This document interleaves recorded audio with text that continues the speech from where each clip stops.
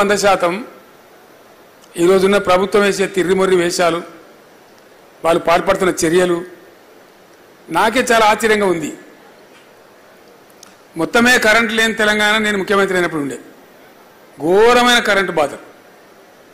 దాన్ని బాగా చేసినాం, 9 ఏళ్ళు నడిపినాం.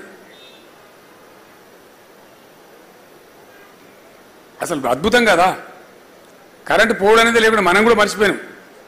జనరేటరు, ఇన్వర్టరు, కన్వర్టర్లు అని మాయమైపోయినాయి. అటువంటి తెలంగాణ. మళ్ళీ వాళ్ళకి అదనంగా ఎన్టీపీసీ నుంచి 1600 మెగావాట్ల విద్యుత్ కూడా వచ్చింది. అయినా మళ్ళీ వాళ్ళ అశక్తత ఏందో అసమర్థత ఏందో నాకు అర్థమైతే లేదు. నిన్న కూడా ఎక్కడో పట్టణంలో హైదరాబాద్లో అర్ధరాత్రి పోయి రోడ్డు మీద జనం పోయి గడబడి చేశారు. ఏదో సిటీలో ఏదో భాగంలో ఊళ్ళు కాదు, నేను హైదరాబాద్ సిటీలో కూడా బాచ్పల్లి ఘోరంగా ఫోటోలు వస్తూ ఉన్నాయి, వార్తలు వస్తూ ఉన్నాయి టీవీలలో. వాళ్ళు ఏదో ఉల్టా మాట్లాడుతున్నారు. మన ముఖ్యమంత్రి అంటే హరీష్ రావు పోయి లైన్ మీద పనిచేయిస్తాడు. ఇప్పుడు హరీష్ రావు ముఖ్యమంత్రి, రేవంత్ రెడ్డి ముఖ్యమంత్రి రాష్ట్రానికి. ఎవడు ముఖ్యమంత్రి? ఒక ముఖ్యమంత్రి స్థాయిలో వ్యక్తికి అట్లా మాట్లాడచ్చునా? అంటే అంత పేలవమైన మాటలు. లక్ష్మయ్య గారు నా కోపానికి వచ్చి స్టేట్మెంట్లు అన్నారు, అతను నీకు పనిచేసి శాతం అవుతుందా అని. ఎందుకంటే ఇంత అద్భుతమైనటువంటి పథకాలు కొన్ని, అంత బాగా వచ్చిన కరెంటు ఎట్లా ఫెయిల్ అవుతుంది అసమర్థత కాకపోతే? మిషన్ భగీరథ మొత్తం యుఎన్ఓ కాడికెళ్ళి మెచ్చుకున్న పథకం. ప్రతి ఇంట్లో నల్లా పెట్టి పట్టణ ప్రాంతాలలో రూపాయికి కనెక్షన్ ఇచ్చి చాలా చాలా గొప్పగా జరిగిన కార్యక్రమం, ప్రజల అనుభవంలో ఉన్న కార్యక్రమం. అది ఎట్లా కింది మీద అయితే నాకు అర్థం కాదు. తెలివి తక్కువతనం కాకపోతే దీన్నంతా ఏమనుకుంటారు ప్రజలు? రైతు బంధు గదెట్లా బంద్ అవుతుంది? ఎందుకు ఆగం చేసుడు వాళ్ళని? దానికి ఆంక్షలు పెడతాం, కొంక్షలు పెడతాం.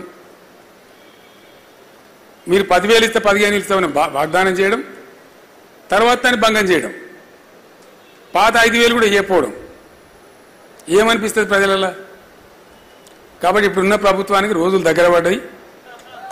గ్యారంటీ మాట. ఎందుకంటే మెట్లు ఉంటాయండి. నువ్వు ఎక్కడ స్టార్ట్ చేస్తున్నావో పైకి పోతావు, దిగుడు స్టార్ట్ చేస్తే అడగతావు. గ్యారంటీ మాట, అది న్యాచురల్. దానిలో ఏం బ్రహ్మ పదార్థం లేదు. దాని పెద్ద సిద్ధాంతం ఉన్నది దాన్ని అర్థం చేసుకోవడానికి. వాళ్ళు స్టెప్ డౌన్ అవుతున్నారు, వాళ్ళు కిందికి అవుతున్నారు. అన్నిట్లో విఫలమే. కరెంటు రాదు, రైతు బంధు రాదు, మంచినీళ్ళు రావు, సాగునీళ్ళు రావు, పెన్షన్లు ఎగ్గొడతారు. 2 ఇస్తే 4 ఇస్తామని అర్రాస పడలేక వాడి ముసలోళ్ళు నాగం పట్టించి ఆ 2 కూడా ఇయ్యక ఆయనతో జనవరి నెలలో ఒక నెల ఈత కొట్టింది. అప్పుడు ఏమొస్తుంది జనంలో? ఏం అభిప్రాయం వస్తుంది? సహజంగానే ఆ ప్లేస్లో మనం ఉంటే కూడా ఏమనుకుంటాం? ఇంత దోకానా అనుకుంటాం, అంతే కదా. సో ఇవన్నీ పరంపర జరుగుతూ ఉన్నాయి. నిన్న ఇంకోటి ఏంటంటే,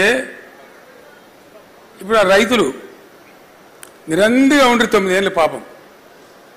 అంతకుముందేమో పోలీస్ టౌన్లలో పెట్టి ఎరువు బస్తాలు అమ్మిండ్రు, లాఠీ చార్జీలు చేసిండ్రు. మనం వచ్చిన తర్వాత 60 కష్టం పడి ఆ బాధ తీసేసినాం. ఎప్పుడు పడితే అప్పుడు ఏ రైతు ఎప్పుడు పడితే అప్పుడు పోయి ఇష్టం కొనుక్కోవచ్చు, పోవచ్చు. అసలు ఆ పరిశానం లేకుండే.